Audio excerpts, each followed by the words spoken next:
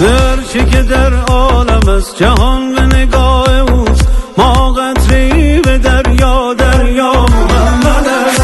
که هرچه که در باورم همه در کلام اوست، حق را اگر بگویم حق با محمد است. همه جان است که جهان است، چه بخوانیم چه بگوییم که در اینه چه جز او نیست. همه آنی همه اونی، عالم برای اوست که جان آشنای اوست، نفسم در هوای اوست والا محمد. دل مبتلای اوست که مرا جان فدای اوست، که خدایم خدای اوست والا محمد.